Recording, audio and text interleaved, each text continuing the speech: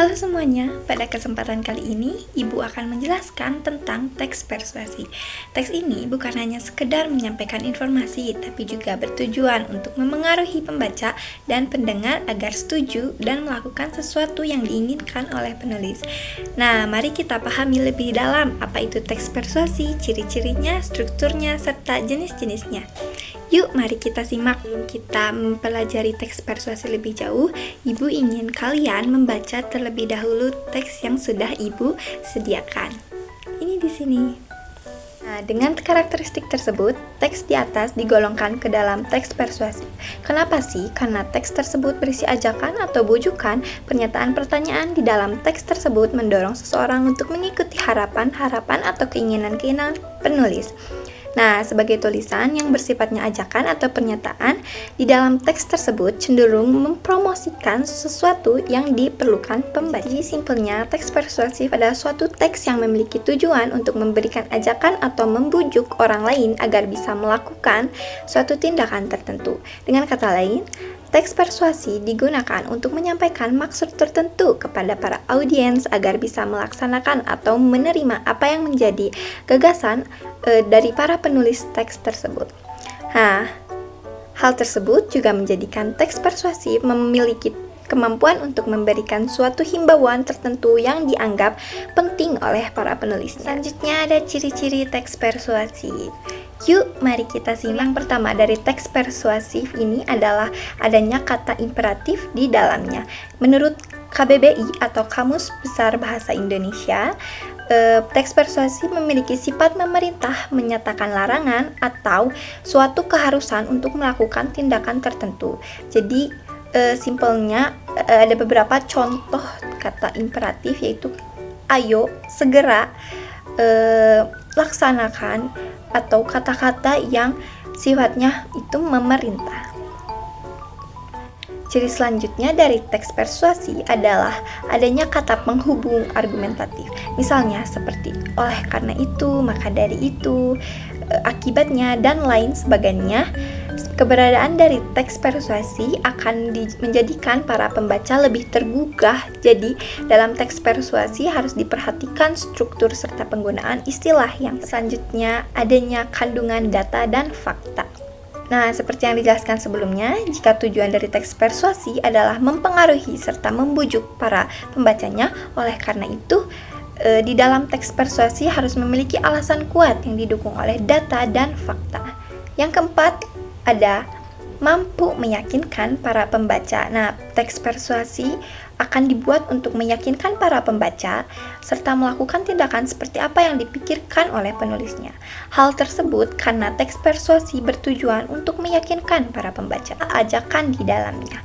Keberadaan kata ajakan tersebut menjadikan kalian lebih mudah mengetahui teks persuasi. Beberapa kata ajakan yang kerap ada di dalam teks persuasi adalah seperti kata lakukanlah, ayo, mari, dan lain sebagainya. Here ada menghindari adanya konflik. Nah, yang dimana nantinya teks persuasi memang dibuat untuk menghindari konflik agar kepercayaan para pembaca tidak hilang begitu saja. Selain itu juga bisa mewujudkan suatu kesepakatan antara penulis dengan pembaca dalam bentuk tindakan sesuai dengan yang ada di dalam teks persuasi. Nah, jadi struktur teks persuasif terbagi menjadi 4. Yang pertama ada pengenalan isu, yang kedua ada rangkaian argumen, yang ketiga ada pernyataan ajakan, dan yang keempat ada penegasan kembali. Itu apa sih? Yuk simak penjelasan berikut ini. Nah, jadi pengenalan isu yakni berupa pengantar atau penyampaian tentang masalah yang menjadi dasar tulisan atau pembicaranya itu. Nah, yang kedua, rangkaian argumen, yakni berupa sejumlah pendapat penulis atau pembicara mengenai isu yang dikemukakan pada bagian sebelumnya. Pada bagian ini dikemukakan pula sejumlah fakta yang akan memperkuat bagian argumen-argumennya itu. Nah, yang ketiga, pernyataan ajakan, yakni sebagai inti teks persuasif di dalamnya yang dinyatakan dorongan kepada pembaca atau pendengar untuk melakukan sesuatu.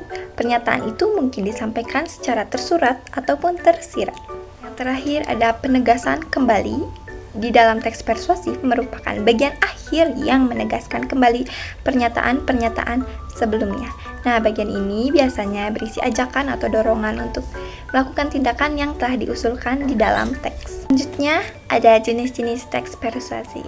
Nah, teks persuasif menjadi 4 jenis, yaitu ada persuasi politik, persuasi pendidikan, persuasi iklan, dan persuasi propaganda. Nah, yang pertama, persuasi politik digunakan oleh orang-orang yang terjun dalam dunia politik kenegaraan. Nah, misalnya itu ada kampanye gitu, kayak kampanye presiden atau pemilihan gubernur gitu.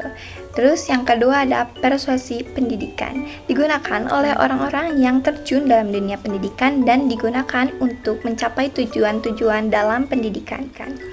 Yang ketiga ada persuasi iklan, digunakan oleh orang-orang yang dalam dunia usaha untuk memperkenalkan barang dan jasanya kepada orang lain. Nah, lewat persuasi ini diharapkan bagi pembaca atau pendengar menjadi tahu dan ingin memiliki barang atau jasa yang ditawarkan para pebisnis atau penulis tersebutnya. Ada persuasi propaganda. Nah, jenis teks persuasi yang bertujuan untuk mempengaruhi sikap dan pendapat pembaca atau pendengar mengenai suatu hal yang seringkali dengan tujuan agar mereka melakukan tindakan tertentu. Terakhir ada kaidah kebahasaan teks persuasif. Teks persuasif ditandai dengan kata-kata harus, hendaknya, sebaiknya, usahakanlah, jangan, hindarilah, dan sejenisnya. Selain itu juga sering ditandai dengan menggunakan kata penting, harus, sepantasnya, dan kata kerja imperatif, jadikanlah. Kata-kata sejenisnya yang sering pula kita temukan seperti jangan, sebaiknya, hendaklah, waspadalah. Kaidah-kaidah kebahasaan lainnya yang menandai teks persuasif adalah sebagai berikut. Yang pertama, menggunakan kata-kata teknis atau peristilahan yang berkenaan dengan topik yang dibahas. Yang kedua, menggunakan kata-kata penghubung yang argumentatif. Misalnya, jika, maka, sebab, karena, dengan demikian, akibatnya, dan oleh karena itu. Yang ketiga, menggunakan kata-kata kerja mental seperti diharapkan, memprihatinkan, memperkirakan, mengagumkan, menduga, berpendapat, berasumsi, dan menyimpulkan.